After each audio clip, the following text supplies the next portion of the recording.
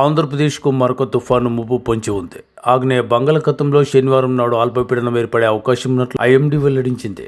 ఆ తర్వాత ఇది పశ్చిమ వాయువ్య దిశగా కదులుతుందని, తదుపరి వాయుగుండంగా బలపడే అవకాశం ఉన్నట్లు వాతావరణ శాఖ వెల్లడించింది.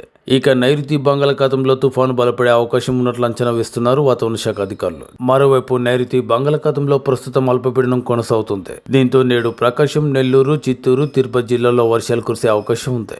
మరోవైపు కృష్ణా, బాపట్ల, ప్రకాశం, నెల్లూరు, తిరుపతి, చిత్తూరుతో పాటు మరికొన్ని జిల్లాల్లో తేలికపాటి నుంచి మోస్తరు వర్షాలు కురిసే అవకాశం ఉంది. మరోవైపు శనివారం, ఆదివారంలోనూ వర్షాలు పడనున్నాయి. ఈ వాతావరణ ప్రభావంతో నవంబర్ 22వ తేదీ నుంచి 25వ తేదీ వరకు తమిళనాడు, ఆంధ్రప్రదేశ్ తీర ప్రాంతాలు ఇంకా రాయలసీమలో తేలికపాటి నుంచి మోస్తరు వర్షాలుంటాయి. ముఖ్యంగా కోస్తా జిల్లాల్లో గాలులు, పిడుగులతో కూడిన వర్షాలు కురిసే అవకాశం ఉంది.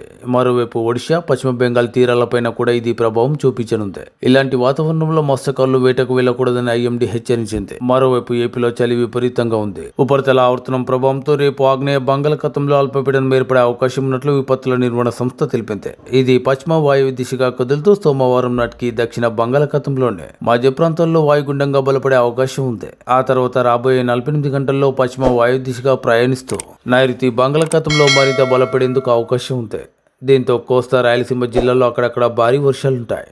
మరోవైపు తెలంగాణలో కూడా ఈ నెల 23వ తేదీ నుంచి 25వ తేదీ వరకు వర్షాలుంటాయని హైదరాబాద్ వాతావరణ కేంద్రం తెలిపింది.